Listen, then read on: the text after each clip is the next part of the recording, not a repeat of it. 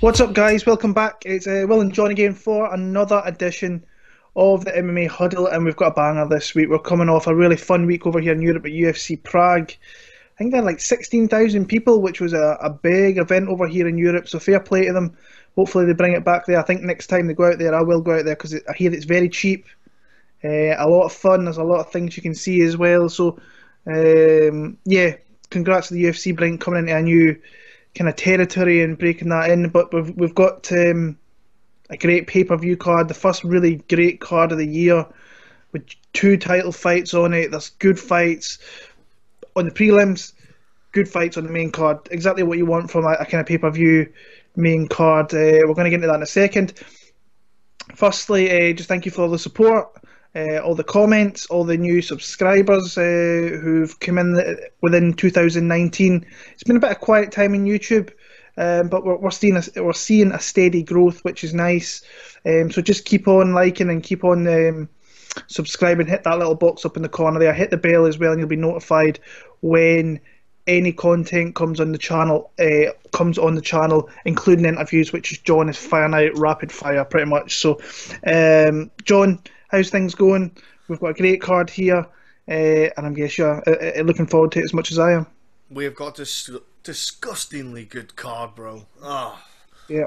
Mate, when they started announcing these fights, I was absolutely pumped for them. So the fact that it's finally coming on this week, I'm so excited. I can't wait till Friday. Yeah, I'm already writing the week off. Yeah, my mind's going to be on there. Yeah, like you said, bro, I'm getting back in the interview game. Now everything's technically working properly. Thrown them all out. Got, like, for example, that Mike Russell one with about Ali, the terrorist, Abdulaziz. Yeah. You know what I'm saying? So jump in, check that out. I'd put a lot of links in as well, folks, in the comment section, so you can check out whenever we talk about stuff on there that there's kind of substantial evidence to kind of back up what we say. So don't think it's just a hate crime. But yeah, I've got interviews coming up all the time. I've got a ton of guys coming up for Cage Warriors that I'm going to be working on. I'm going to work on, especially with the UFC London card coming up next month. I'll be trying to get as many of those folks on as I can to obviously push up the British scene. But again, I'll do US guys. And if there's anyone that you watch outside of the UFC, for example, or people that you'd like on the podcast that you'd like me to interview, put a comment down below, and if I can get a hold of them, I will. I'm open to getting all kind of guys on and girls. I've had tons of different people from all around the MMA community on my old podcast as well, so there's no limitations. Yeah. Okay, so we've got all the formalities out the road. We're going to get into the pay-per-view card now, and let's see if we can fire through these LA Fight Pass prelims, because as good as we like the prelims and the main card, it's not the best Fight Pass portion of the card. But there's competitive fights here, and we're starting off in the women's strawweight division with Polyana Viana against Hannah Cifers. So I'll let you lead the way in this one. And this isn't a competitive match. This is I can see it being a massacre. You know, if Polyana can batter a grown-ass man trying to rob her, I think Hannah's going to have a horrible time.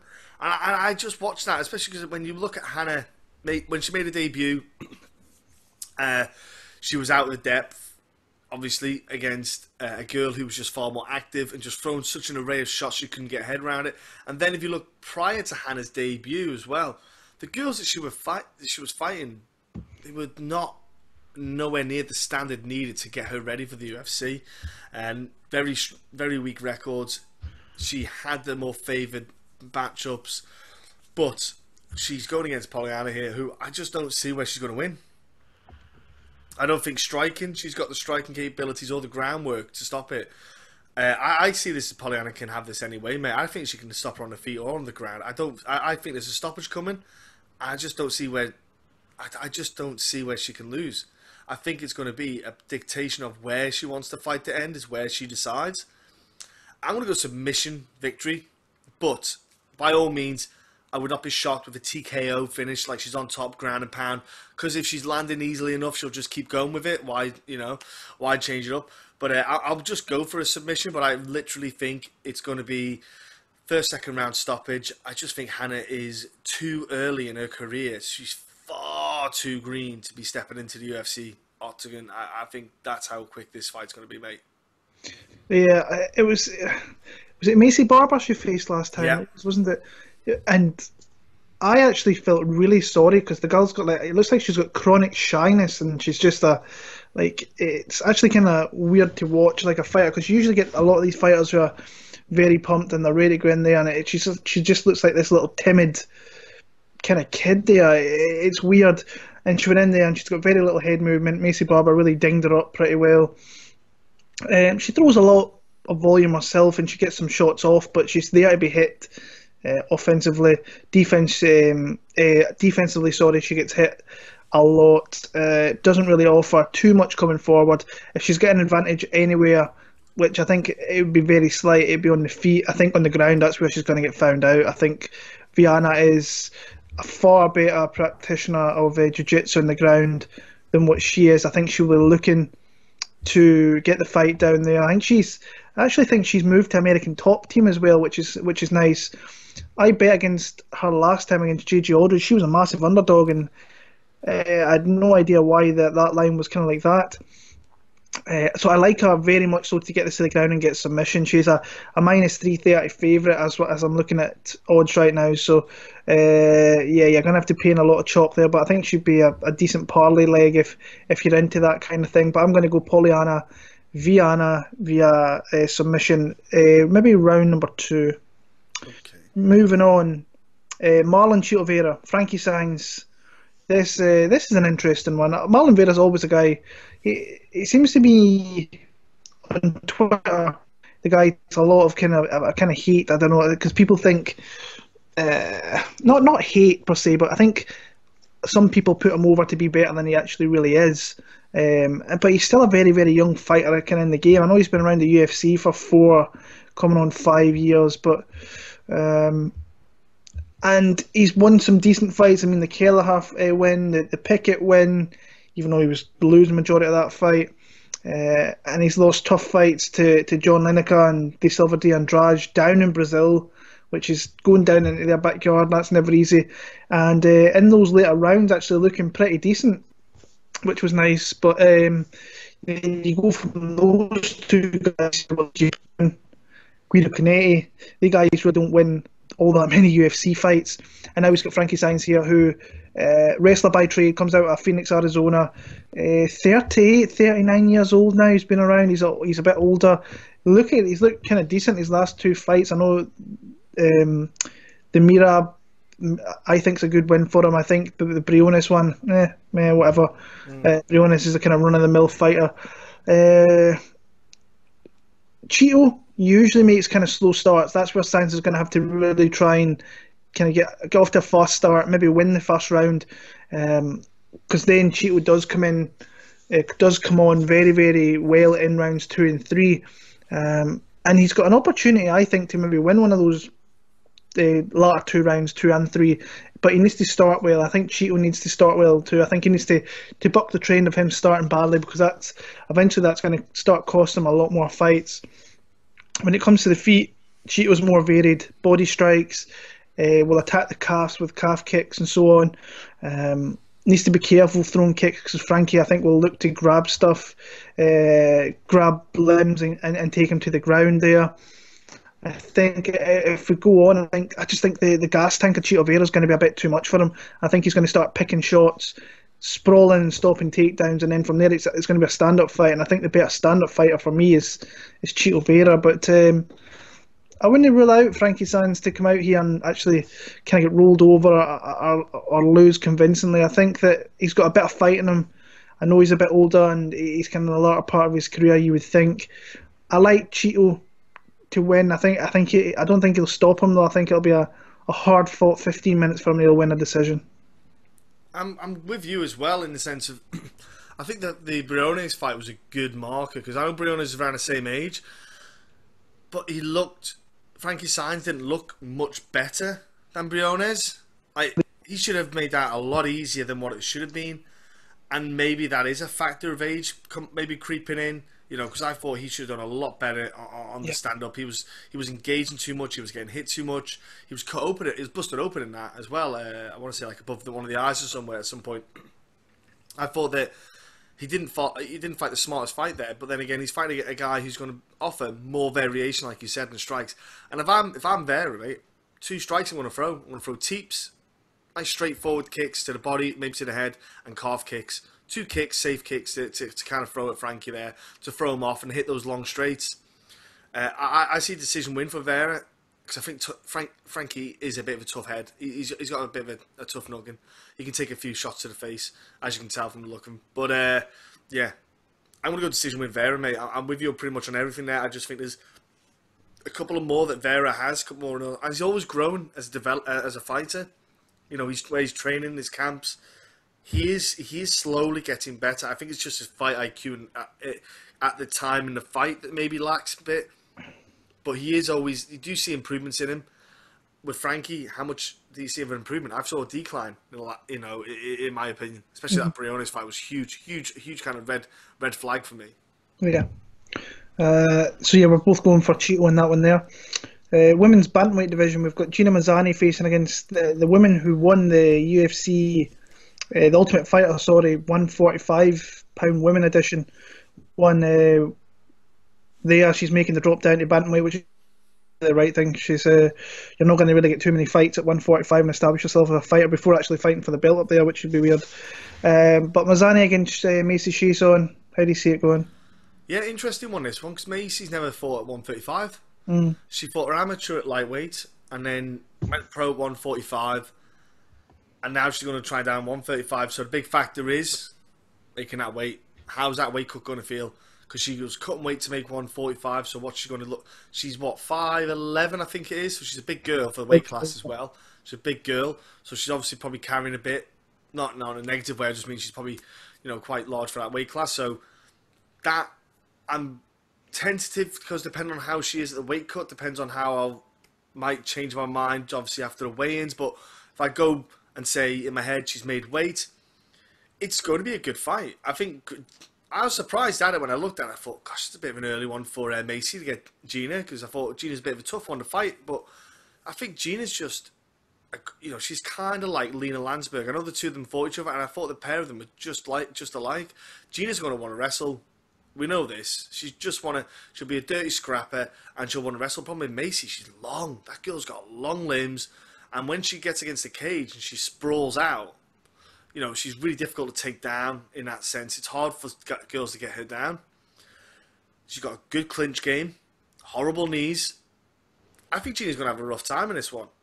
I hate to go against Gina in a way, because I think she's got a lot of talent. There's a lot about Gina. But I just think Macy's just an awkward girl. She's just that wrong kind of body type to fight against for Gina. I think Macy will just be able to land a better shots on the feet. Gina's going to charge to get this fight to the ground. I think Macy look good, in my opinion, at the takedown defenses. Obviously, she is susceptible to get caught with submissions, so that's something she's got to be careful of. But I think that she herself, she's a dangerous girl on the feet and on the ground. I'm going to go with Macy, man. Honestly, I think people are going to maybe be a bit, you know, looking past her, because obviously, you know, she's not maybe fought the highest of standard, but I think she's got a lot of potential in her, man. I think if she can make 135 and make it consistently, she's going to be a good addition to the weight class. So I'm going to go decision win Macy. I think she can hurt Gina with the strikes to really put her off, make her tentative for the takedown attempts, especially in the latter part of the fight when Gina's a bit more tired. I'm going to go decision, potential. You know, I wouldn't be surprised for a late stoppage. I'm going to decision Macy. I think the UFC know what they're doing here. I think that when you look at matchups they could give her, I think it's a good one for her. I think she's bigger. She's just a little bit more meaner than what Gina is. Gina, to her credit, is a tough cookie. She'll take a lot of punishment, but she doesn't really give much back. Coming off that loss to Lena Landsberg, obviously, in Liverpool last year, where I thought she had an opportunity to kind of win that fight, and didn't really perform that well. Landsberg's not that good, but she's very, very tough. Macy, to me, I think that she's gonna start framing off on the cage and start teeing off with knees and elbows and such. Comes from a really good camp out of Texas and Fortis MMA, so she's got good people behind her, a really up and coming camp who are putting in a lot of time in her. There's not too many females in that camp, and so they'll be putting a lot of time into her and trying to establish her as a really solid fight. I just think this is a really good matchup for her. I really do. Beat Pani, but in saying that, the show that she won, she was a natural I want to say she was a natural 145er because, like you said, she fought a higher weight class, came down, now she's making the cut.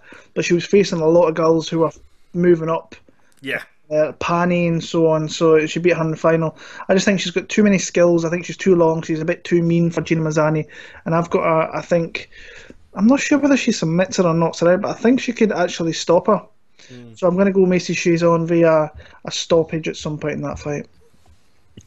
Moving on, Edmen Shahbazyan against Charles Byrd. Interesting bout this one. Really interesting bout. Now, I picked Darren Stewart last time out, and this is the thing we do in these predictions early. We do them on a Sunday night, and I do my own one on a Sunday and a Monday, and by the time it gets to Friday, I always have a couple of fights where I'm not sure. Last week it was Ankalaev, which when the fight week went on, I was like, yeah, I made a bad pick going Clids, and I think I watched the fights and I thought, well, this guy's good. When really, I think he could be good, but maybe it was just a tough start in his UFC tenure. It was the same thing here with Edmen Shahbazyan against Darren Stewart. Darren was obviously riding high, a couple of wins, but this guy's a big dude for middleweight, big lanky dude. Went for just numerous takedowns in that first fight where I think he got 8 takedowns, I want to say, in that fight there against Darren Stewart, and that's hard to do because Darren's, well, no, I don't want to say it was hard to do, but I think the way he timed him and just was constantly looking to get his hands on Darren Stewart and try and find the submission was pretty impressive, and really stopped Darren from really doing anything in that fight, except for the third round when he clearly gassed and was hanging on for dear life. You can't do that, kid, if you're going to stick around in that middleweight division. If you don't get them out of there, you've got absolute killers that are going to start pinging you and taking you off. They're just going to be sprawling, and you're going to be wide open, mouth wide open, and you're going to take some shots. Now, he's facing Charles Byrd. I want to say he's 15 years older than what Shahbazyan is. So he's definitely an older, more experienced fighter. A couple of UFC fights under his belt. Won one, lost one. Nice finish in the first one. Got knocked out pretty viciously in the second one, his home state, against the aforementioned Darren Stewart. It'd be interesting to see what Edmen's kind of game plan is here, because I think he needs to watch what he's doing if he's taking this guy to the ground, because I think he's pretty savvy with some of his submissions, and he has been in the past. But in saying that, he's a 10-5 guy. The UFC are trying to move him up. Try to move Edmund up into the kind of the next echelon of kind of fighters. I think he can be taken down. Honestly, I think as long as Edmund doesn't leave anything clearly lying out there to get a hold of, like a limb, I think he should win this one. But I don't really trust his gas tank all that well. And saying that, I think Charles Byrd gasses as well. So I'll go Edmen Shahbazyan. I think he might get a late finish in that third round, but it could get dicey if he starts to gas and he's forever going for those takedowns. So I'll pick Edmen, maybe via a late third round stoppage, but not super confident in it, if I'm being honest. I find this a hard one because, again, they both had a different result against Darren Stewart, but at the same time, for me, Charles looked good, to be fair, in that Darren fight to start with. He was doing well with the strikes, but like he gassed quick for me. Like he was way quicker than I thought he was going to gas. He just, I don't know what was going on there. And then also when you saw him get cracked a couple of times, he didn't like it, and I thought, I'm interested to see how he reacts now to the next fight. How he reacts when he gets hit that initial start. When he gets into that initial kind of aggressive brawl with someone. Does he react well? Does he shy away? I'm interested to see how he comes back from that mentally. Edmund kind of surprised me. I think same as you, kind of was in his fight against Darren. He did look pretty impressive. I think he should win this fight. I think Charles he's got a good skill set, but I think this is more for Edmund to win. This is for Edmund to win, and Charles, has got to do a lot to get this win here. But I just don't think Charles has got the gas tank to do it. I think Charles needs to get a couple of takedowns. I think Charles needs to land better strikes, but I just think he'll just flag really quick. I wouldn't be shocked if Charles gets the first round, but I think Edmund could definitely go and take it afterwards. I'll go late stoppage, TKO. I think Charles just gets tired, doesn't like getting hit, and just flakes out. I just think Edmund can get away, especially with the takedowns. I think both of them might try to take each other down, but I think I think Edmen can get away in the second, third round here, start to really stretch it off. I know his gas tank isn't superb, but I think it's better than Charles. And that, if you've got a bit of better conditioning, that's all you need. And I think Edmen's got it. I think he'll take the victory later on in the rounds. Yeah. So moving on to the the prelim portion of the card. I was too busy looking at the pay-per-view portion. Welterweight division. The Nightmare, Diego Sanchez, faces off against Mickey Gall. I think Mickey asked for this fight and he got it. Yes, for everyone. Everybody I think he went through the roster. Yeah, that's what. See, the one thing that Mickey Gall could talk all the shit he wants. I like that from Mickey Gall. He picks someone out and he goes for them. I quite like that. Dan Hardy. Yeah, Dan Hardy, please. Yeah. Like, mate, he hasn't fought for 3 years. Shh. Sit down, son. So Diego Sanchez, Mickey Gall. How do you see it going? Well, obviously, Diego Sanchez has had a little mini resurgence, and I think it's an interesting fight. Again, it's old guard, new guard.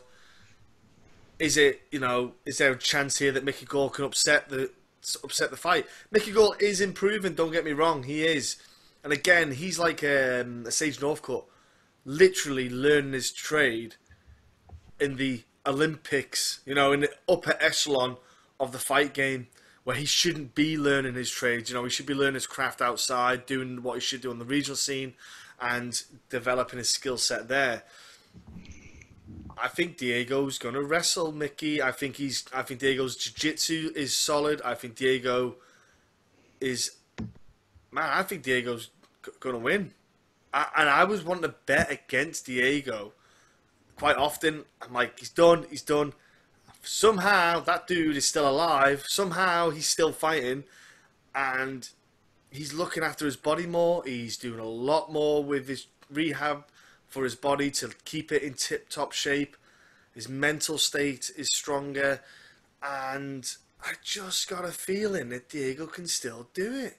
I think he's a bit smarter than Mickey Gall in some aspects. He's a bit, the veteran, the experience, the knowledge base.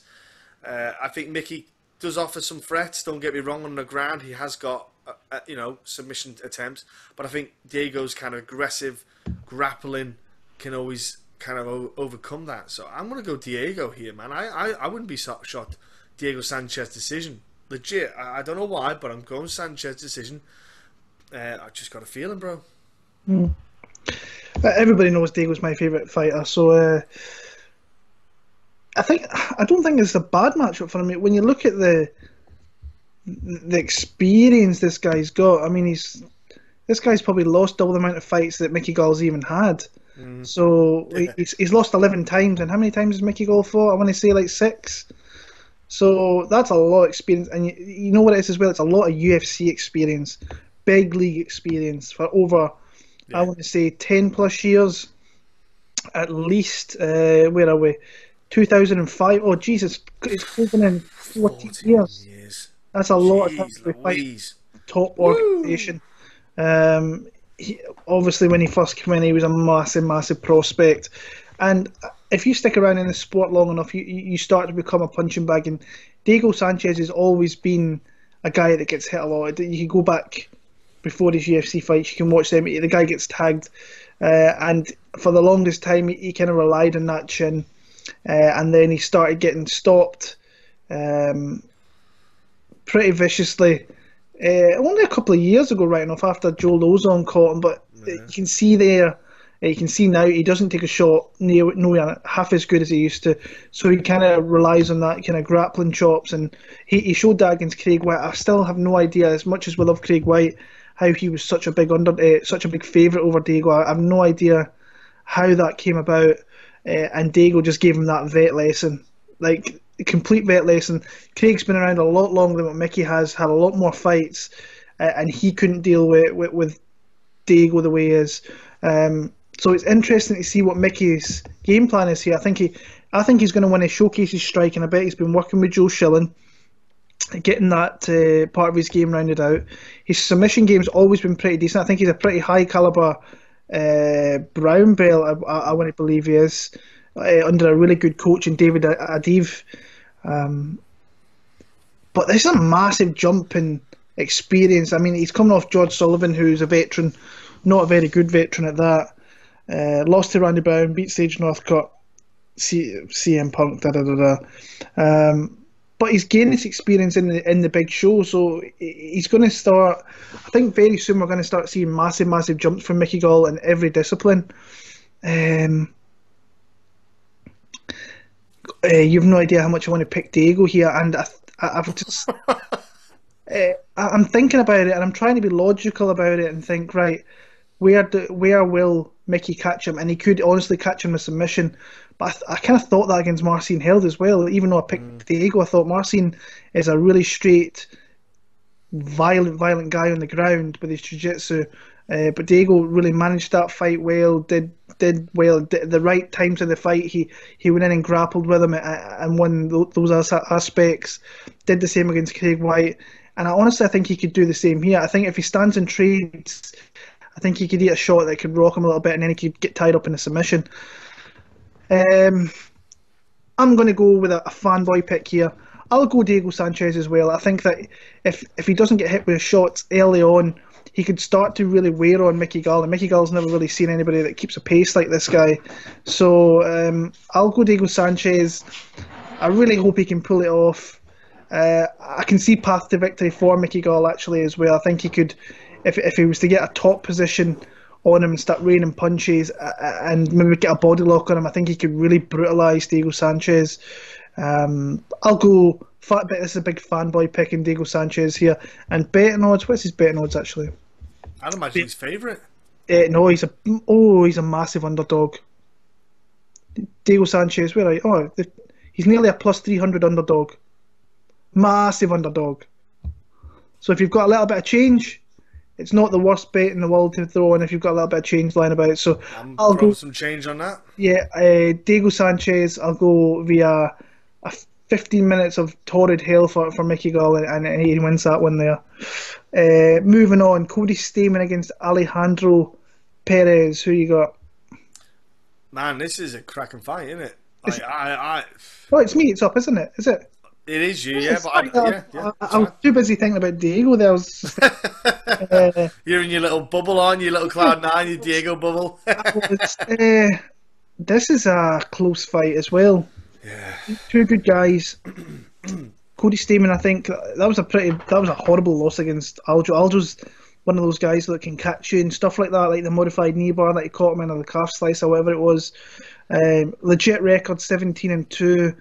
Beat some really good fighters, obviously, with the Fireball Kid and the Fire Kid, and Tom Duquesnoy, Brian Caraway. They're always good wins, close splits, and was doing all right against Aljo before really getting caught. I thought he was a little bit behind slightly, but you can see that Aljo's making massive jumps every fight himself. So, and then he's got a fighter here in Alejandro Perez, who is just a sneaky fighter to face. Really hard fighter to face because a lot of his fights, there's usually a similar striking differential. They've both got similar strikes, but he always just seems to win the rounds, and that's like I say every time, that's a really nice thing to have in your back pocket if you can win those close rounds and do it consistently. And this guy's done it consistently as well over the years. The one thing that kind of jumps out at me a little bit was Matthew Lopez, the fight there where he got taken down a couple of times. He was totally beating Matthew on the feet, but on the ground he was getting taken down, he was getting passed a little bit easy. Cody Stamann, I think, will kind of look for a similar path to victory that way. A very short reach. I don't know what the reach of Perez is. Let me check. Actually, that's intriguing me. So he's only got a 3-inch reach advantage, which is nothing. I actually thought he was going to have a little bit more than that. But Cody's a wrestler by heart as well. He took down Tyron Ware with ease. He took down Tom Duquesnoy. He took down Aljo a couple of times. This is a tough fight for me to call, and I see it being close. And in these close fights, Alejandro Perez seems to really somehow come through them. He weasels decision, which is something that Dan Levy always says, which always makes me laugh. He was the first guy I ever heard say that. Oh, it's a tough one. I'm really struggling actually with this one because I think Cody Stamann's a really good fighter, but I think it's a good matchup at this time. I'm going to go. By the way, this was supposed to be Yadong Song as well, which was going to be a great fight. I'll go a split decision win for Alejandro Perez though. Not super confident, but I'll go with him in this one. It can go. This is one of the close ones on the card. This is like Yeah. one of the fight. There's a couple of fights like that on this card. And that is definitely because when I watch obviously Cody, and you think he's got that. He's got that in his back pocket. Take him down. Get the time on top. Get the round in your belt, and win the rounds. But then you see Perez, and like you said, he just lands a few more punches. Just does that a little bit more. So could he maybe land a few more shots on the feet? Cody gets a safe takedown. Doesn't do much with the takedown damage. Round goes to Perez. I can see that happening. I can legit see that happening. I don't think Cody will want to stay standing on this fight. Only because I think Perez is just on a good high. He's riding a good wave, good win streak. He's beat like Eddie Wynham was the last one. It was a good win. He's riding a good wave. I think that he's going to have a lot of confidence. I think Cody just needs to be safe. Just get the win, get him down, and get on top of him. I just don't know though if he can. I think if Perez puts a good pace on the fights as well, he puts a good 3-round pace in. And it's hard work. And I think Cody, if he goes for a few takedowns, maybe starts to get a bit tired in the second round after that grappling exchange in the first, because he's just a thick set kid. That kid's got muscle on muscle. That kid, he's really thick set. It is hard work with that muscle load. Can Perez just take advantage of high pace, leg kicks? And I'm going to go Perez eking a decision, but I think it's going to be rough. It's going to be a rough fight. I think the first round is going to be rough for Perez, but I think he's definitely going to get a second and third round. Just keeping that pace on, keep the pressure, keep pushing Cody back, because Cody going back won't like it that much. He won't enjoy that kind of pressure on him, and I think that'll tire him out, especially because he can't get the takedowns that you want and the shots and the strikes. I want to go Perez decision, but man, it's a horrible one to pick. Horrible pick. Yeah, it's a close fight. Actually, I've always been a kind of fan of Cody Stamann. I like that. I like the way he kind of fights and fairly decent striker with good grappling as well. But this is just a close fight in my opinion. So could go either way there. Moving on, light heavyweight division. Misha Cirkunov against the thing that's coming through the 205 division and Johnny Walker. I know, man. How many guys at the moment are just coming through and getting title shots and getting pushed up in the UFC? Especially in that division. See, when you're looking at that division, actually, it was brought to my attention last night. After, what's his name, Alexishuk knocked out Volante, and that was a beautiful knockout. But there's fantastic. Jimmy Crute, Johnny Walker, Michael Olesishuk, whatever his name is. Reyes. Reyes is coming through, so 205 is actually getting some fresh blood, which is actually pretty nice to see. Yeah, it is. It's nice to see that division now. I'm not saying it's the hottest division, but it's nice to see a change, because it did for a couple of years.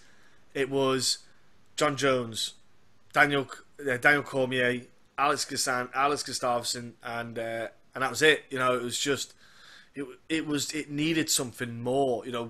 Of course, Anthony Johnson came along and just bulldozed a load of people, but it just needed a bit more new fresh faces, new challenges, and it also opens up that top 10, top 15 now. There's actual quality, whereas before it was like top 6, and then everyone else was just horrible. Anyway, so Johnny Walker stepping in. He said, I'm all good, I'm ready to go. Don't freak out getting the hype train of Johnny Walker. We've got to be careful here, alright? He's had a couple of good fights against guys he should have beat anyway, let's be honest.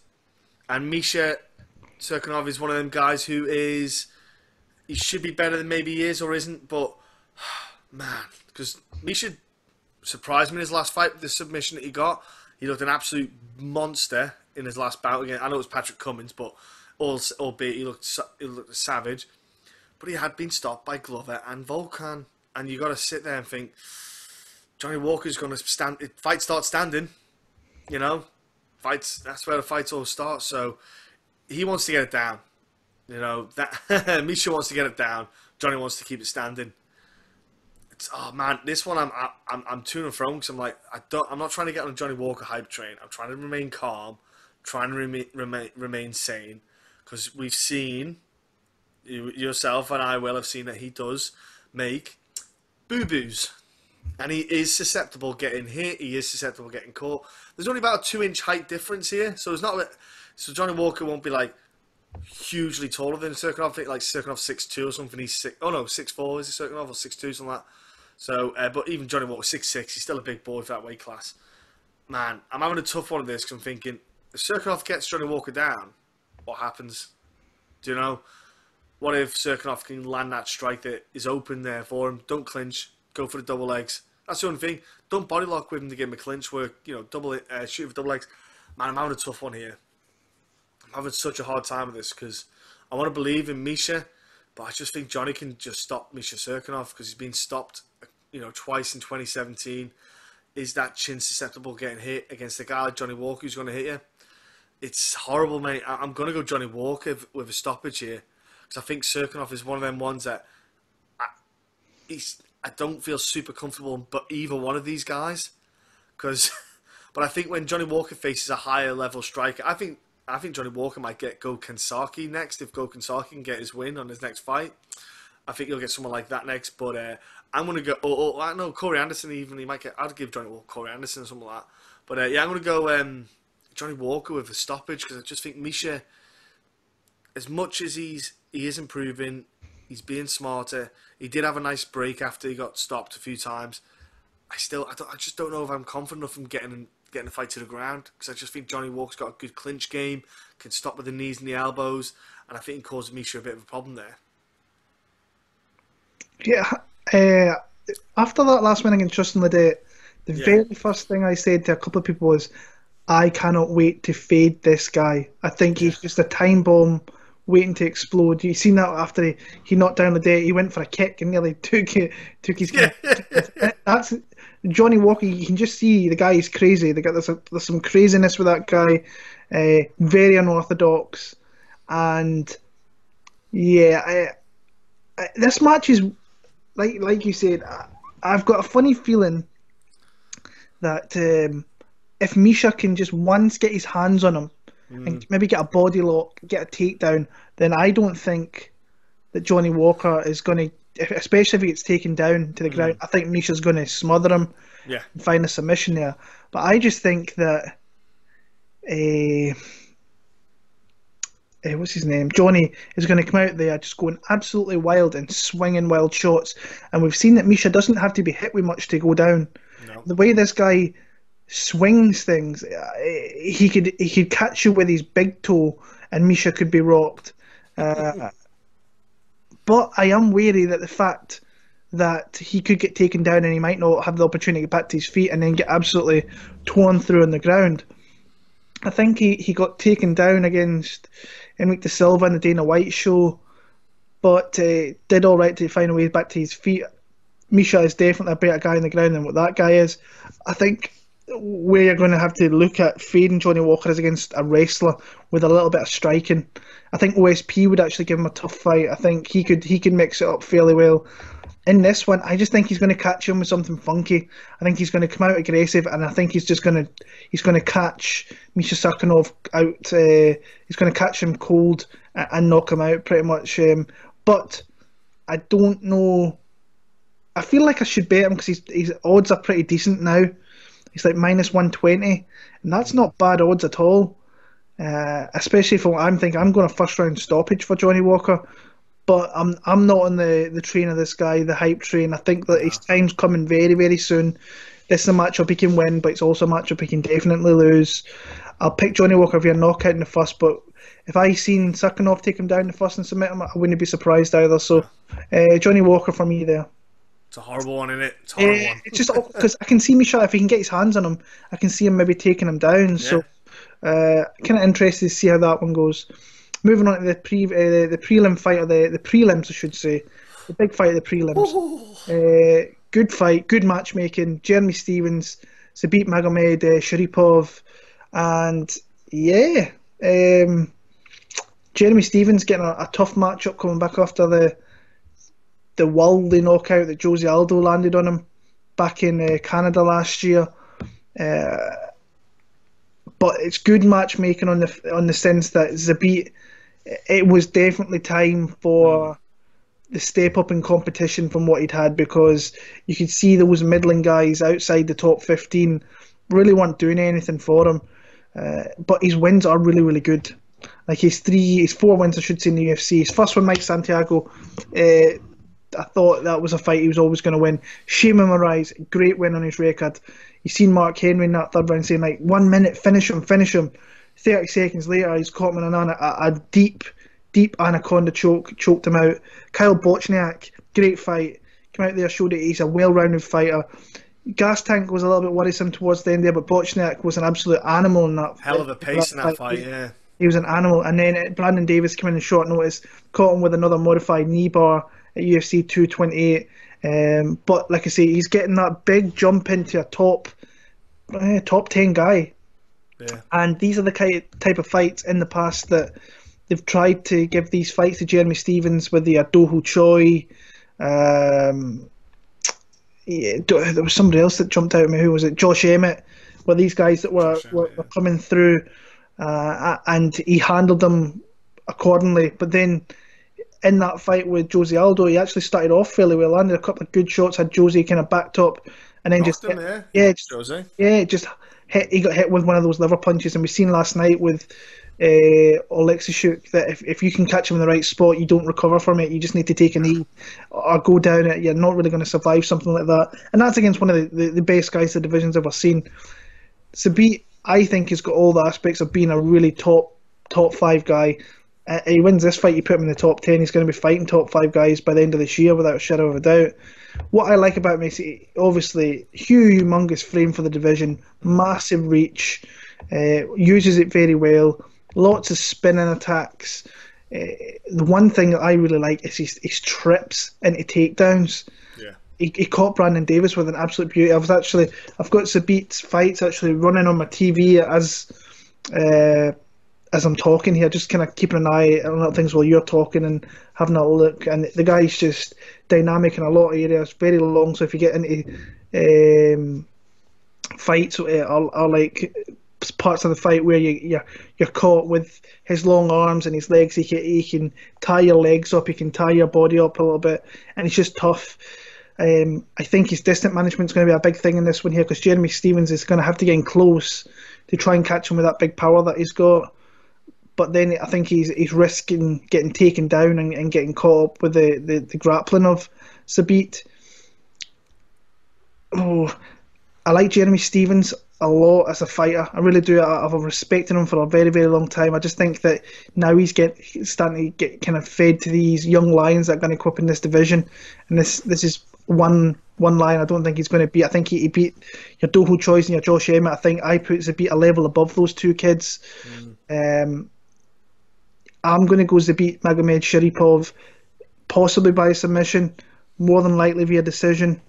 I like him fairly comfortably. He's one of my more confident picks on the card. I just think the way he changes his striking to his grappling is a big thing for me. He pushes you back in. He never gets pushed back all that often, except for the Bochniak fight where Bochniak was just, like I say, he was a hard bastard in that one. Just kept coming forward, was not backing down. And Jeremy Stephens has got that in him as well, so that could turn into a part of the fight that could happen. I just think he's going to get backed up, and I think he's going to get taken down.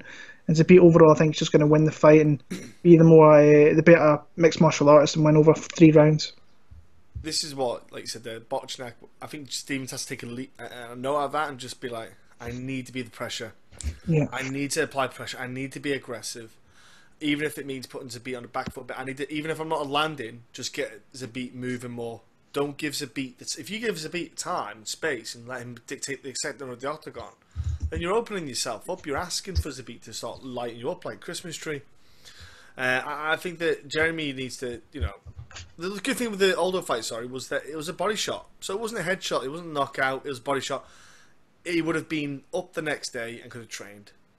That's the thing with a body shot. It literally is for those few moments, like minute. It just feels your body can't do nothing, and then all of a sudden you're fine.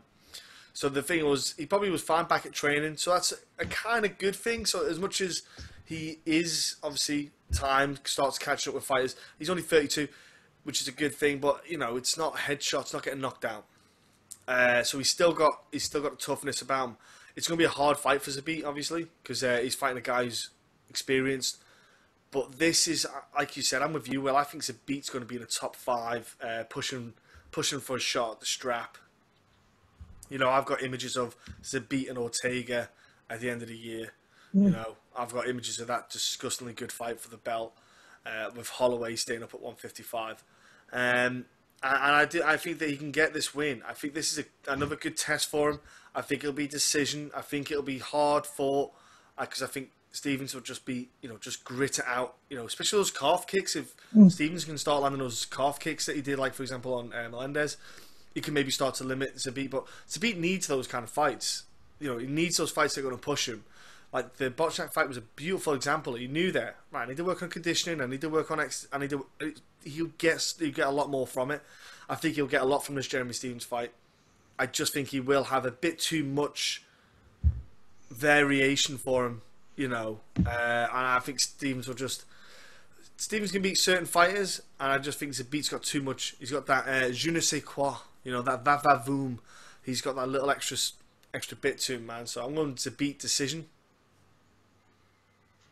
Zabit decision. I'm trying to think. I mean, sat here thinking, can he stop him? I think he could submit him definitely. I'm just trying to think whether he could catch him with a strike, because those spinning back kicks that he throws to the body, well, it might just shut him down again.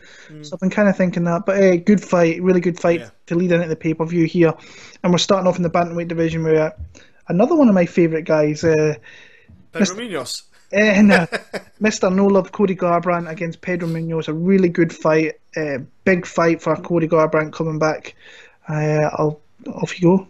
Well, after 2 knockouts, so it's time to rebuild. Is the best way to put it. He can't go and win this fight and go right. Want another title fight? I think Cody's 2-3 fights away from another title fight now. When you get knocked out twice in a row, it's hard. He obviously took a break, had a little bit of time off, even though his terrorist manager said that he broke his hand. He didn't break his hand. He was fine. He was trading. It was, ridiculous. But he had a bit of family time, had a bit of a break because he needed to give his brain that kind of start and reset again. And obviously his chin. And that's the big question now. Huge question. He's young, but doesn't mean that your chin lasts forever. Your chin can go at any time, and it's a big question. Like, look at Stefan Struve. Beautiful example. Young gun, and even in his mid-20s, his chin was gone. In his mid-20s, Struve's chin had gone. So we've got to worry about Cody. We know for years he did a lot of boxing, so obviously wear and tear when he was younger. Has that, how's he going to react? Because he's fighting a guy in Pedro Munhoz who is a savage. Munhoz is super impressive. Absolute monster to fight against. Great matchup. Munhoz can throw. He can do grappling. It's going to be a hell of a fight for Cody to come back to. And that's a problem with Cody had. He wasn't going to get a fight that was a walk in the park. That division, that bantamweight top 5, top 10, just monsters. Just absolute monsters in that division. Man, Cody's got to be switched on here. He's got to be careful. He's got to keep the distance, keep the range, use his 1-2s, use that jab, use his good foot. He's got good footwork. Just keep it basic. Footwork, circle out, keep away from Munhoz, because Munhoz is going to want to take it down to the ground ideally. Because Cody's hands are still going to be good. His hands are going to be sharp. His hands are going to be powerful. He's always going to have that in there. So if I'm Munhoz, I'm looking for a single leg takedown. I'm going to try and get Cody down and go for that grappling aspect. Try and get that submission. As much as Pedro Munhoz is improving, and he has improved an awful lot, he's got to be careful about Cody and his boxing. He's got to mind his P's and Q's. We got a couple of good wins against Brett Johns and, impressive win against Brian Caraway. That is an impressive win, man. Stopping Caraway. Not a decision, stopping Caraway. So, I take my hat off to someone like, as much as Caraway's not like a beloved fighter, that dude's a tough SOB. Yeah. People do not have a good time against Caraway. Look at Caraway's record, man. Look at the fights. No one seems to have a good result. So that was his kind of coming out party for Pedro Munhoz, really. That was his kind of, right, everything's coming together now. But I don't know. I kind of feel Cody can just maybe win this. I'm going to go. I don't want to go. Don't want to go Cody. But, no, man. I've been flipping back and forth between these two because I'm just worried about Cody and his chin. I'm going to go. No, I'll go Cody because I don't think Pedro Munhoz got the kind of power and the ferocity that some of the dudes have in that division with their hands. So I think he'll get away with the striking. I'm going to go decision win. So I think there'll be quite a bit of grappling involved in this aspect. I think there'll be a lot of like cage work, Munhoz fighting for the takedowns and stuff like that.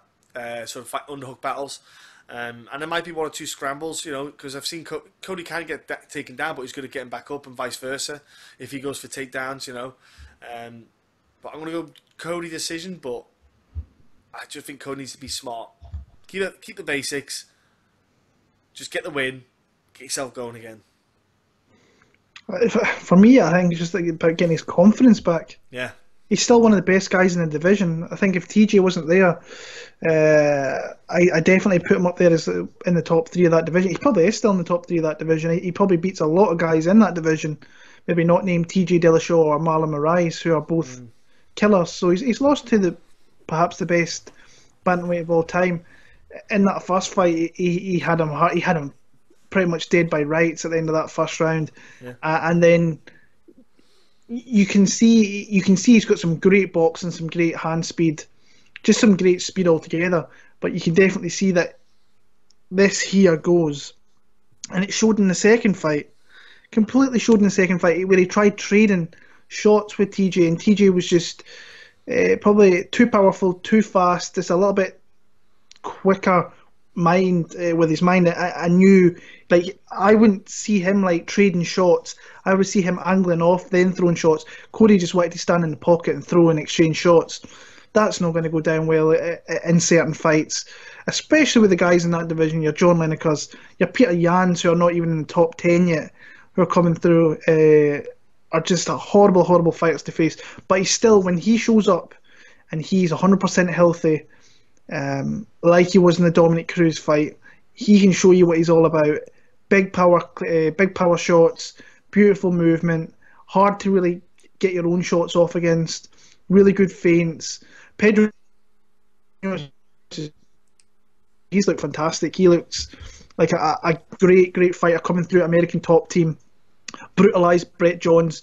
That fight should have been stopped long before going to decision, in my opinion. Brett Johns was taking so much damage in that fight that if the corner pulled him out, I wouldn't have been angry with that. But we all know that Brett's going to fight till the kind of death, pretty much. Brian Caraway, not many people get Brian Caraway out of there in the first round. Went in there, knocked him out with a beautiful kick. The one thing with Pedro here is I don't think he matches up well on the feet. I think he's going to get hit with some shots. I think the speed's going to hurt him. But if he can get close to Cody, maybe grab something, maybe get a takedown, get his back, then he could potentially get him. I just don't see that happening. I see this being more of a kind of striking affair, and I see Cody as being the better overall striker. Just too fast. This is a massive fight for him. Needs to keep his head here. Can't go out there head hunting. If he wins by decision, he wins by decision. Just get that win, get the confidence back, and then try and give yourself another couple of fights in 2019 to re-establish yourself for a shot at the champion, whoever that may be, in 2020. I'm picking Cody Garbrandt. I think he can knock out Pedro Munhoz, who he's got a good chin himself. I'll go Cody. Too fast, too fluid. I think the power and the speed is just going to be a little bit too much. So I'll go Cody Garbrandt, knockout, maybe at the end of the first, early round number 2 in that region there. So great start to the main card here. And this is an interesting one. Tecia Torres, Weili Zhang. Weili Zhang's definitely getting a massive step up in competition here. Oh yeah. Going from what she's faced in a UFC tenure, which has not been, I want to say, great, but it's what happens when you come to the UFC. You're not going to get big fights straight off the bat, but her record indicates that she's a really really good fight, and she's fun. She's a lot of fun to watch. If you go back and watch her fights before the UFC now, I know it's not against good fighters or great fighters, but her 2 wins in the UFC, Daniel Taylor, Jessica Aguilar, not great wins if we're being honest. Now you're getting thrown in against a gal who is top 5, in my opinion. Tecia's around about that number 5 mark in that division. Doesn't lose that often. Only loses to the best in the division. Lost to Jessica Andrade, lost to Joanna Champion. And Rose. That's it. Three of the best in that division. Anybody else she beats, and she beats, I don't want to say convincingly, because she's never going to be one of these fighters that's going to come out there and blast you out of the water. That just doesn't happen. But Zhang's an absolute beast.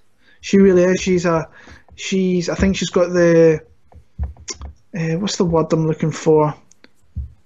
I think she's like, because Tecia's always on the move. She's very fast. Doesn't really have all that much power, but I think she's got more than enough to kind of keep up with Tecia Torres. I don't see Tecia being able to take her down, so then it becomes a striking battle. And I think that Weili being the bigger girl and being that the switch stances, she could cause her a little bit of problems. I actually think she might take down Tecia Torres in this one here. I'm not fully convinced in Weili Zhang yet. And I think that Tecia Torres, her output, if she's smart, could win her this fight.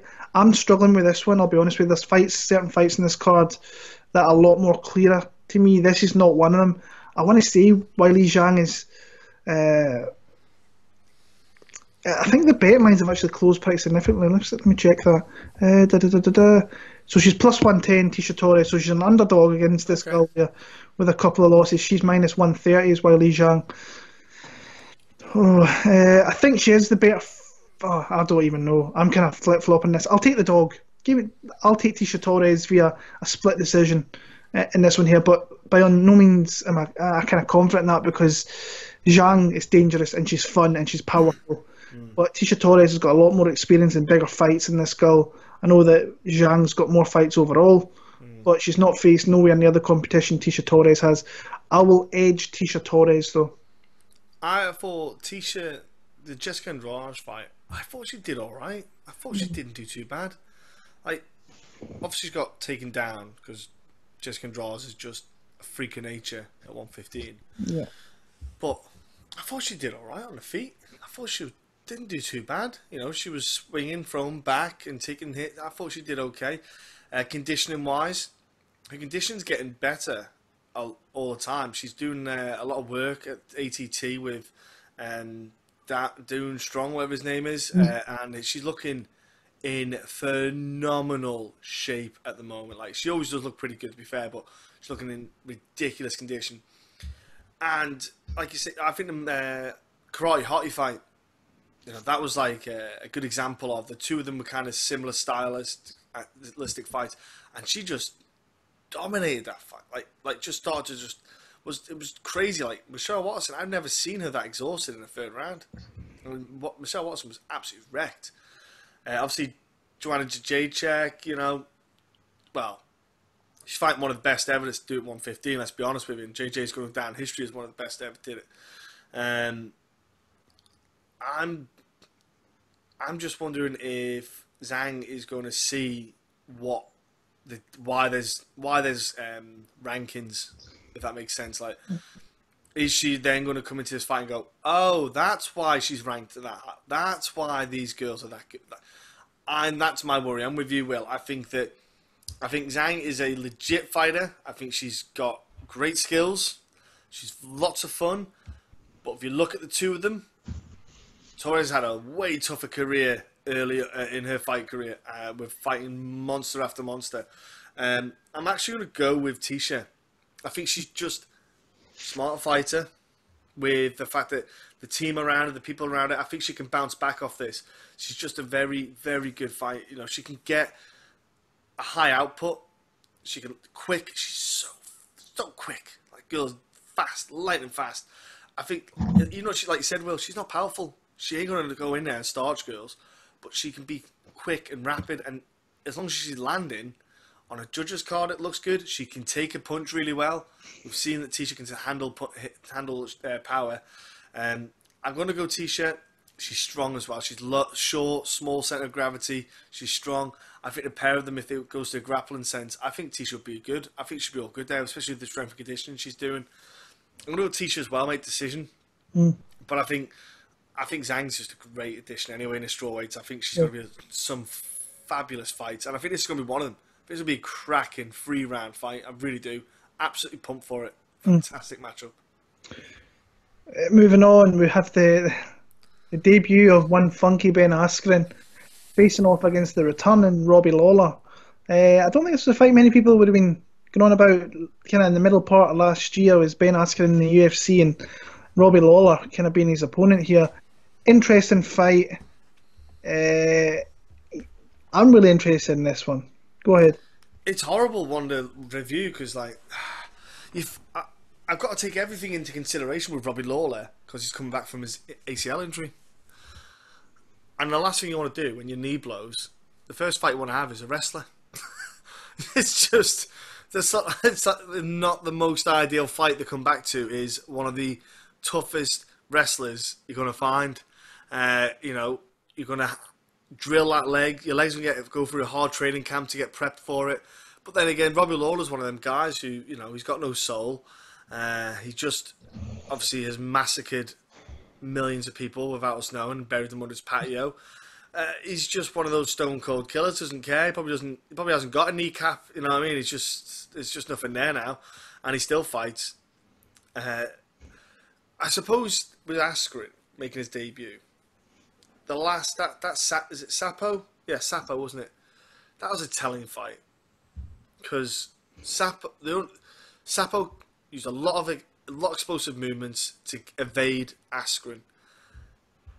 It's really hard to do that for 3 rounds, to be explosive constantly for 3 rounds to get out of it. And what Askren was doing, if you watch the fight back, he was getting caught with a couple of shots, don't get me wrong. But he wasn't putting everything into all the takedowns he was losing.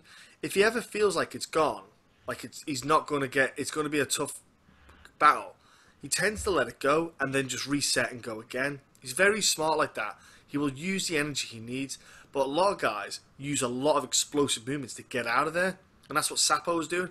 And if you watch it, Sapo was gassed really quick because he was just like throwing powerful shots and then gassing to get out of these grappling exchanges, and he just couldn't do it. But Askren was happy to do that for 5. He could have done that for 5-minute rounds. Askren doesn't breathe heavy. Very, very, very logical in his energy kind of depletion. He doesn't use too much energy. When he's on top, he's hardly using any energy. He's hardly doing nothing. And he's just exhausting guys. He's just so good at getting his position when he gets on top. He's good at takedowns, as we all saw. He's got a ridiculous power grip. Like his grip, his physical bear grip. Like you've seen it as well, Will, haven't you? When he gets like 2 watermelons like that, and he's just crushing this. He's got the ultimate dad bod with freak power. It's weird. Like, I just think to myself, imagine what you'd look like if you cut down to 155. You'd probably be a monster.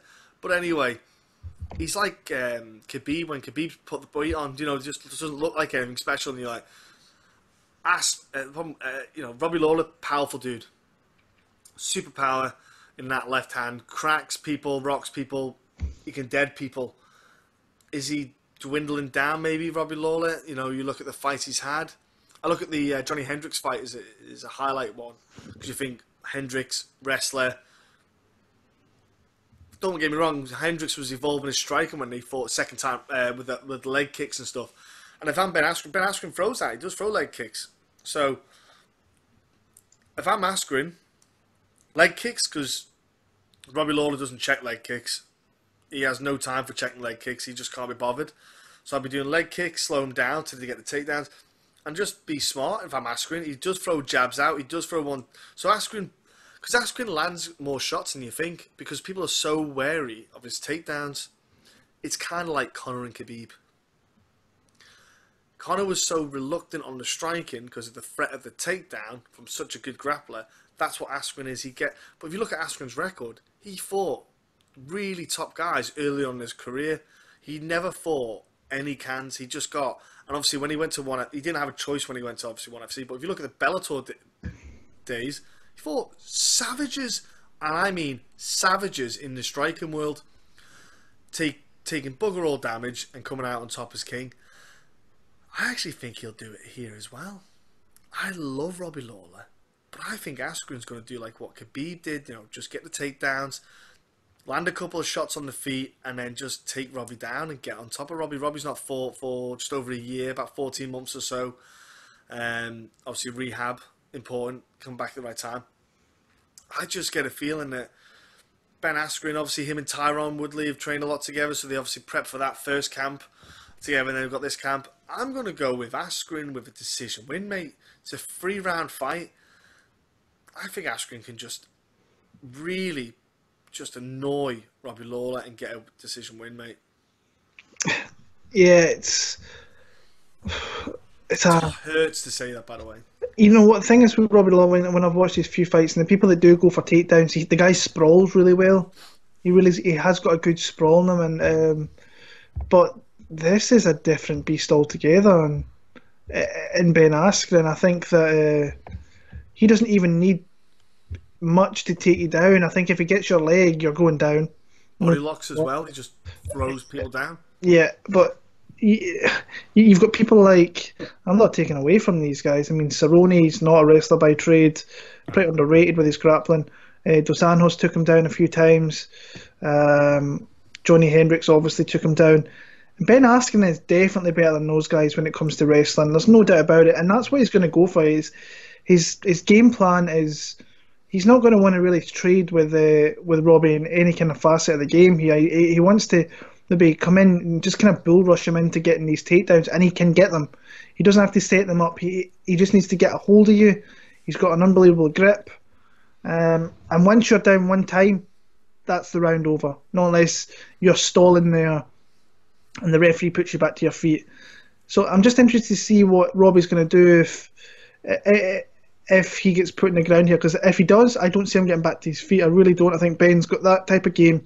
One time only, you're down, you're losing the round. In a 3-round fight, if he can easily get one takedown a round, and if that's all it takes, it's going to be hard to beat here. Now for Robbie, is he going to be rusty after this knee surgery? It was a big surgery that he had. Guy's a savage. When the guy turns up to fight and he's ready to go, you cannot take him lightly in any way. Since he's returned to the UFC especially, 5 years ago, whenever that was, guy's been in a tear since then and only lost to the best guys. I just struggle to see him not getting taken down here. And I've seen some people say, why is Robbie Lawler such a big underdog? Well, because this guy, all it takes is one takedown and the round's over. You don't get back up against this guy. So I'm going to pick Ben Askren via a 30-26 decision. I think that Robbie's going to struggle to stop this guy from taking him down. He needs to hurt him quick. He needs to hit him with some big shots, and if he does, then he could get the win. I'm struggling to see it, I'll be honest with you. So Ben Askren for the UD there. First title fight of the night in the welterweight division. The chosen one against the Nigerian Nightmare, Tyron Woodley, against Kamaru Usman. Oh, fun fight. Mm-hmm. I've struggled with this one. I was initially really heavy on Tyron Woodley here, and then as the last weeks went on, I've watched some fights. I think that Kamaru Usman has got a great chance of winning the belt here, and it's all about how you see Kamaru Usman winning this fight. Because when you look at Tyron, everybody throws shade at this guy.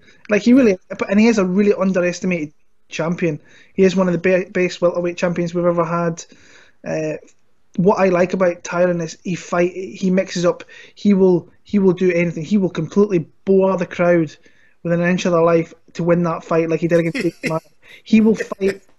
He can find a game plan to just get the win. He will do it, and he doesn't give a shit about what anybody else thinks. Nope. I thought Darren Till underperformed. Definitely underperformed against T Wood. I don't even think did he land a strike in that fight. Very little, if maybe one or two, and then he came out in the second round. The first round was very tentative. There wasn't much there. It was a stalling. Feeling out round.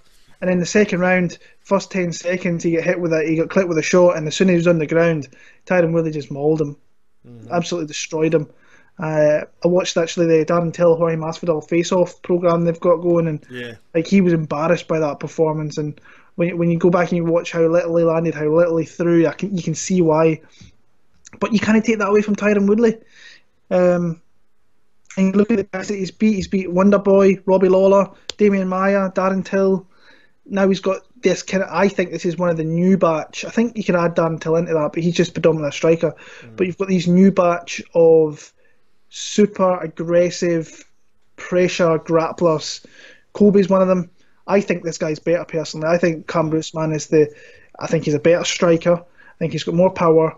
I think that he can go for 25 minutes absolutely rock solid and pressure you against the cage. He did it against Dos Anjos beautifully. Was never looked out his depth in that fight at all. Completely dismantled Rafael. Dos Anjos landed some shots, but they really didn't do anything. Woodley, sorry. Usman, I think he registered 10 plus takedowns, passed him with pretty much ease. The only thing you always ask with Kamaru Usman is to try and finish the fight, because he does go to decision law. I think he's only got one stoppage in the UFC in the last 4 years or so, and that was when he knocked out Moraes in the first round. It was a nice finish, that, as well. Yeah, it was. But this guy's game is all about takedowns. Pressure, control, takedowns. Now, he's never really faced a guy who kind of does the same. Well, I don't want to say does the same, but is a wrestler by trade in Tyron Woodley, and a lot of people forget about that with these big power shots and so on. But the guy is really, really hard to take down. He's a good wrestler himself. I actually watched a couple of fights. I actually watched, what was it, Woodley and Till. Till kind of held him up a little bit. I think Usman is a far stronger fighter than what Darren Till is, just like getting a hold of you. And we've seen Tyron Woodley backed up against the cage. Now, you have to be careful with Tyron because he's so quick and he's got so much power. All it takes is one little clip and you're on your backside like Darren Till was. So it's interesting to see. What I'm looking forward to seeing here is like who backs up first. I've got a feeling that Woodley's going to back up, and I think that Usman's going to pressure him, and then we're going to have a lot of kind of clinch stalls to see if clinch and stalling, sorry, to see if someone can get a takedown. I can see underhooks getting utilised. Usman could have his back against the cage. I see him putting Woodley's back on the cage more often. I'm edging Kamaru Usman in this one. I like Woodley a lot. Woodley gets a lot of shit, but I think he's a great champion, a great fighter. Very, very, very underestimated.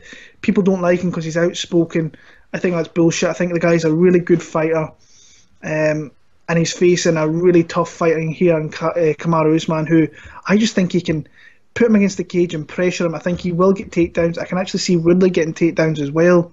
But I think his pace and his output is going to be too much for over 25 minutes for Tyron Woodley. But this is a big jump for Kamaru, facing one of the best UFC welterweight champions ever. So I'm going to edge Kamaru Usman via a decision. But yeah, it's a big step up here, and it's a tough fight for Tyron Woodley. Let's see what he's all about. He comes through this, then the guy's established himself as one of the best, if not already. He is one of the best welterweight champions, but this really establishes himself, in my opinion. So I'll go Usman. I can see it being close. I can see it being sloppy. I can see people getting kind of bored at this fight, but I think it'll be fun across the 25 minutes. You've got to keep a close eye on it. Kamaru Usman for the win for me there. Yeah, it's if Tyron wins this, he's the biggest threat. I think Kamaru is. He's the biggest threat, and I think if Tyron wins this, he's going to absolutely destroy Colby. I think he'll destroy Colby anyway. But yeah, man, I'm like you. I'm so torn on this. I think, like I say, I think Woodley's going to back up. I think Woodley's going to be smart. I think he's going to do similar to Till. He's going to play possum, just be on the back foot. Let Kamaru come forward, and he's going to let him just throw, and then Tyron's just going to pop out that counter strike. He's going to counter strike him. That is all he's going to do. He's going to be close to the cage, and when Usman shoots in, Tyron's going to have the cage supporting him, and he's going to be able to get that kind of sprawl out there. My only worry, like you, is that 4th and 5th round. That nutrition, we've seen Tyron get tired. We see him start to slow down. We see it start to happen. I suppose he did do pretty well. The problem with the Wonderboy Thompson fight was there wasn't enough output to tire him as much as he could have been. Like if Tyron, if Wonderboy had thrown a bit more output in the 4th and 5th round, you might have seen a bit more out of Tyron. But got to take our hat off to Tyron there. He fought smart game plan, caught, Wonderboy at the right time, used the counter strikes, and I think the same thing again with Usman. Counter strike that kid. He's a talented guy. He doesn't throw too. Kamaru Usman's a good guy. Man, I said he'd be champion. I think I said it like last year or something. I said I can see him getting that strap. I think I tweeted him as well about it as well. I think I was chatting to him. But yeah, man, it's. But then when I watched the footage of Woodley, I think I wrote Woodley off too many times because I was never sure if Woodley had it in him, and I'm like, I don't know why I have visions that he can just crack Usman with one shot and put him down, and then just get on top and just maul him. But I'll go decision win Usman, which isn't an exciting win, but I just think that 4th and 5th round, Usman just, man, he's just in such insane conditioning with an insane output. I think it will just get the better of Woodley. The long 1-2s, keeping him against the cage, on the back foot. Unless Woodley gets a counter strike and knocks him out, I'll go Usman, but I don't want to go against Tyron, but I'm going to go against him. I feel bad, actually, but... Yeah. I think Kamaru... And then I guess the Colby match, which Kamaru's been wanted for a long time. We spoke in Glasgow when he was asking for him, we spoke to him. The thing is with Usman, he's been looking at this fight for a couple of years. When was the Glasgow card? A year and a half ago? Year and a half, 2 years ago. He's been talking about this fight for a long time. He knew he was destined for this. Yeah. Great amount of respect for Woodley as well. I think Woodley's a guy he really looks up to. Yeah. But yeah, this is a good fight. It's a tough fight. Actually, kind of hope that Tyron Woodley wins. I think Woodley is vastly underestimated, but I just look at appreciated it as well. Yeah, he is. He just takes a lot of crap because he's outspoken and people don't like that, which kind of sucks. But I like Usman in this one, but I wouldn't mind seeing Woodley win if I'm being honest with you. So yeah, we're both going with underdog there to come through and be a UFC champion. Moving on, the greatest of all time, Jon Jones against Anthony Smith. What I'm happy about here is the fact that Jones is back after he only fought like 6 weeks ago. Yes. I like that, or 8 weeks or whatever it was. I'm really happy to see him back after the time he's had off. Get back in there quickly, and he's got Anthony Smith here, who's I think deserved the shot. So yeah, how do you see it going? Well, I think everyone sees it the same way. Jon Jones victory. Anthony Smith. It's hard to see Anthony Smith winning, eh? Oh, it's so hard, mate, because I just... But it might be one of these things, it might be the guy that you least expect.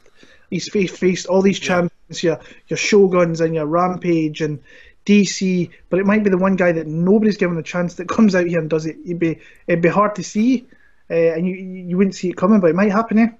It might, yeah. But the problem is, I feel like he beat Rashad Evans, who was already retiring anyway, and who had no chin and was out, hadn't fought for ages and just looked awful anyway. Then he beat Shogun as well, who is a shadow of him for himself. Now, I know Jon Jones beat Shogun, but that was when Shogun was an absolute savage. Let's remember, that was when we had that great Lyoto Machida Shogun bout. And then, obviously, Jon Jones got the call up to fight him, the youngest ever one, and he just absolutely destroyed him. What was it, flying knee to start the round off or whatever it was? I can't remember off the top of my head. It was just... That was Shogun, a far higher quality Shogun as well. And then he beat Volkan, who Volkan is, as we've seen now, kind of a mid light heavyweight kind of guy. He just came in, had a spurt of victories because he was too unknown, so to speak, and now we're starting to see where Volkan kind of lies in that light heavyweight division.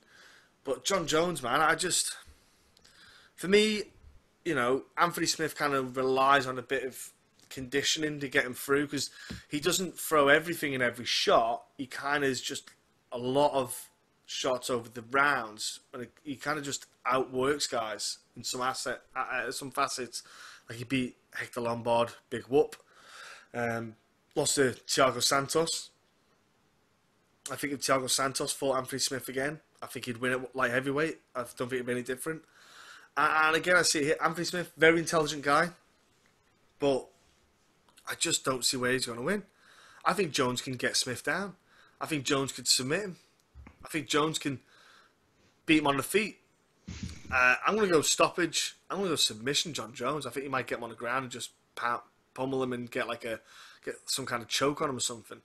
I just don't see where Smith wins the fight. Obviously, Smith is tall, so he's tall and long. It's a bit of a difficult one, but John Jones, man, like I said, he's just so goddamn good.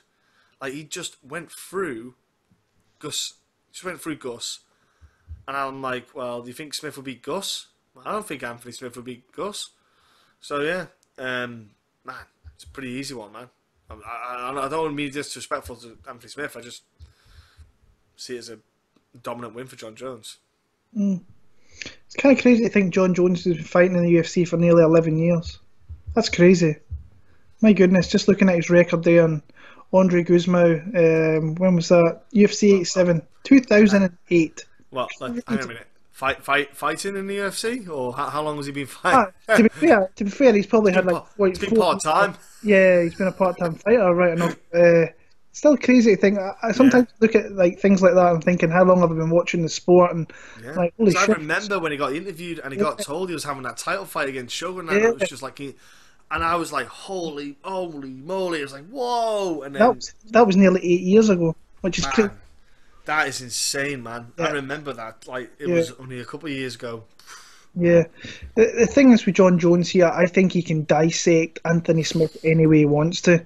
I think that's what, who was it I watched this afternoon? Dan Hardy. Dan Hardy's great at breaking down fights. Yeah. He was saying that anything Alexander Gustafsson was bringing to him, he was like stopping Alexander in any way possible, and he was disrupting with violent blows and so on, and he was just never. I don't think he looked great in that fight, if I'm being honest with you, but once he got that fight to the ground, and if he gets anybody to the ground and gets in a position like that, you're done. The guy's got so much leverage, so much power.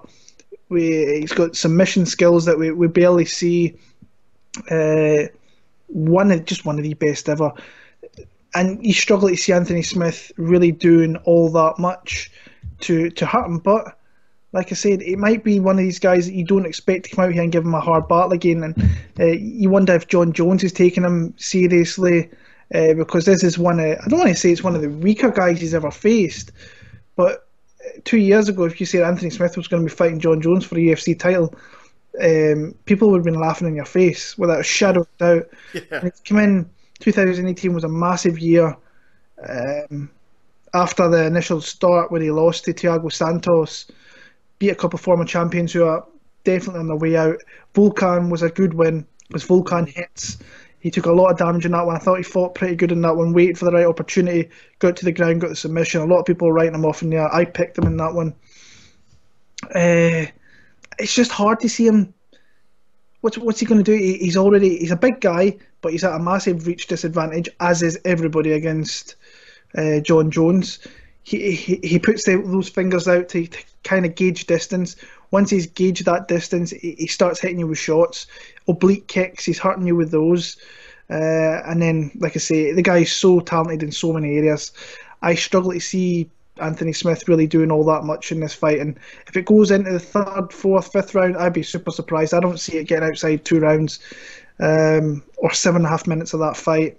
I'm going to go John Jones. I think he'll get into the ground. I think he'll submit him fairly easily. So, but props Anthony Smith for getting that shot. And Thiago Santos, I think, should be next in line, and he's a bit more of a danger, even though I still think John Jones would beat him, but you can't really. He offers a different kind of.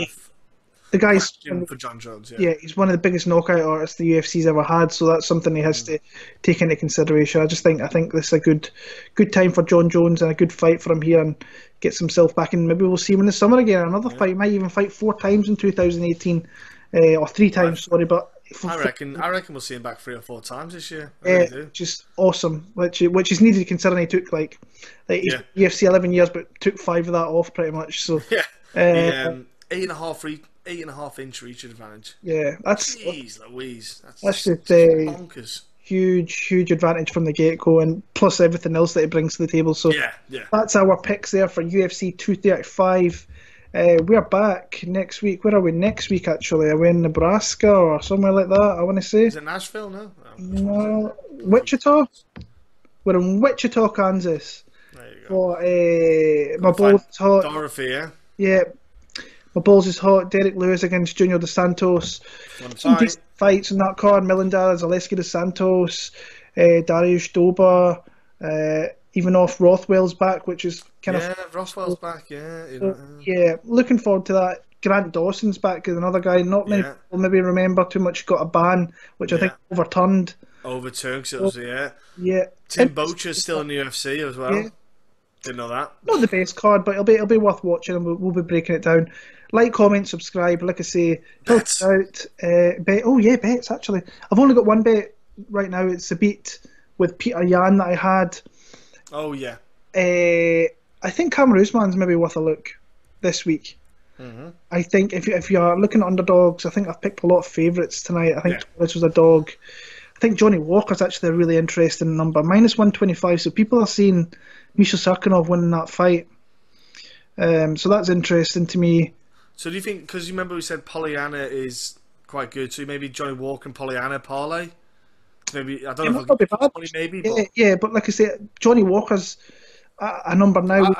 Straight bet. But if you're a low betting parlay guy, then them two together to maybe get close to double money might actually not be too bad. So, Diego Sanchez, if you've got some extra change in your pocket, got a bash there. I think Ben Askren by decision's a great bet, and a high chance to happen, and like it happened there. Alejandro Perez, an underdog, I think in a close fight, it's not a bad bet either. So there is definitely some options. My bet MMA tips, if you go and put my name Will Martin in there, you will see all my picks. I came off a successful week last week. I've kind of been up and down in 2019, but we're still fairly new in the year, and I'm up after last year. So I'm looking forward to seeing if I can do as well as I did last year. I don't think I'll do anywhere near as good because I did really well last year, but we'll take 25% of even I got last year. So that's my picks, that's our picks for 235. We'll be back next week for GDS, Derek Lewis. Until then, thanks for the support, and we'll see you next week. All the best.